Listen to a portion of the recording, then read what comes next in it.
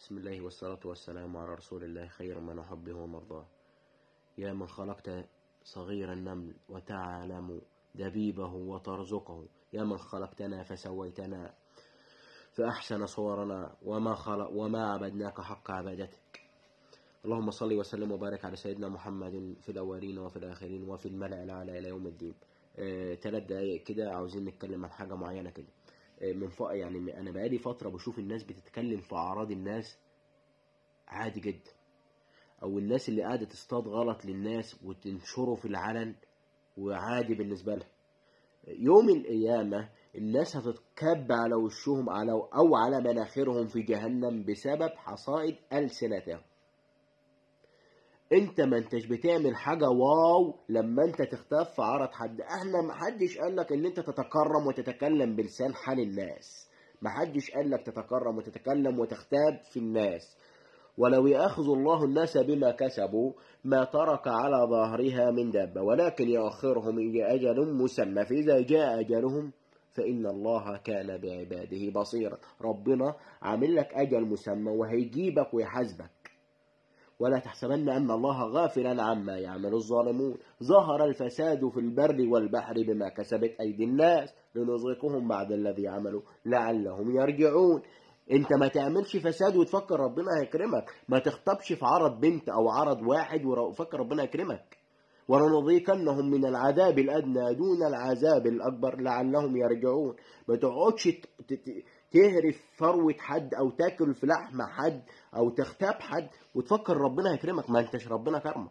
انت لما انت تبوظ حياة حد ربنا مش هيسيبك. ربنا مش هيسيبك. ما حدش قال لك تتكرم وتغتاب في عرض حد.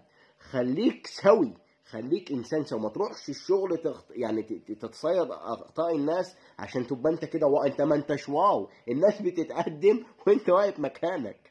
ان اللي اصغر منك اتعلم وعدى وبقى حاجه كويسه وانت واقف مكانك، ما انتش عاوز تتقدم، انت واقف تصطاد غلط من الناس. فانت ربنا مش هيكرمك، حياتك مش هتكون سالكه.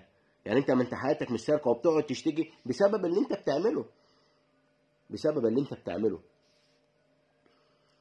قاعد تختف في فروه الناس، اصل ده بيكلم دي وده اعمل دي وعامل نفسك قطع على ده. يا عم انت مالك؟ خليك في حالك. ما حدش قال لك تتكلم على لسان حد. قاعد رايح شغلك، هات المصحف اقرا صفحتين، اذكر ربنا، هات لك فيديو تعليمي تعلمه يمكن ينفع يعني تنفع بيه حد. هات لك حاجه. لكن انت ما تروحش الشغل اصل ده عامل ما تفكرش نفسك ان انت ذكي. يعني انت ما تفكرش نفسك ان انت دماغك دي واو ما فيش منك اتنين. لا، انت انسان عادي جدا. ده انت اقل من عادي، انت عادي جدا اقل من عادي.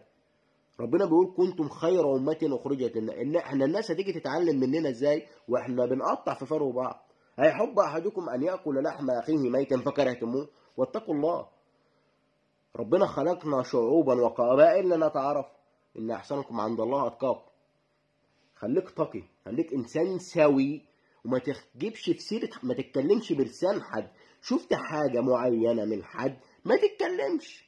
لكن انت ما تفكرش ان انت لما تروح تتكلم ده وتقول لي ده انت كده فضحته، انت ما نصحتوش. لقيت حد بيعمل غلط خده من ايديه، خده من ايديه وروح على جنب وقول له انت بتعمل غلط. خلي بالك عشان ما حدش يعلق عليك. لكن انت قاعد تختف في فروة الناس، ده مش حاجة كويسة ليك. هتخش جهنم، دي ما فيهاش هزار. اغتياب فروة الناس ده ما فيهاش هزار. انت قاعد تاكل في فروتهم، قاعد تقطع في لحمهم وتاكل. انت فاكر نفسك انت ما انتش واو، او انت ما انتش واو كده. انت مش حاجة عظمة اللي انت بتعمليه ده. لو حد ذكرك في دعائه صعبة، او حد عزبن عليك صعب، ما تخليكش حاجة يعني الناس تتأذى لما تشوفها. الانسان فينا ما هو الا اثر. يعني لما نموت ما هو إلا ذكريات. ربنا يرحمه ده كان إنسان بيعلم الناس، ربنا يرحمه ده كان إنسان محترم. لكن أنت قاعد تقطع في فروة الناس وتقطع وتعمل ده وتعمل نفسك قاطع على أنت إنسان عادي يا حبيبي. ربنا مش جايبنا في ساحة حرب، إحنا جايبنا عشان نعبده ونقعد ساكتين كده ونحط لساننا جوه بقنا ونعبده وإحنا ساكتين وما نتكلمش ما تتكلمش بلسان حد. ما حدش تكرم ولا تتكلم بلسان الناس. خليك بص لنفسك وطور من نفسك. لكن انت تيجي تكسر مجاديف غيرك ده مش هيساعد في سرعة مركبك، والله ما هتجري بيك، هتتنيك واقف مكانك.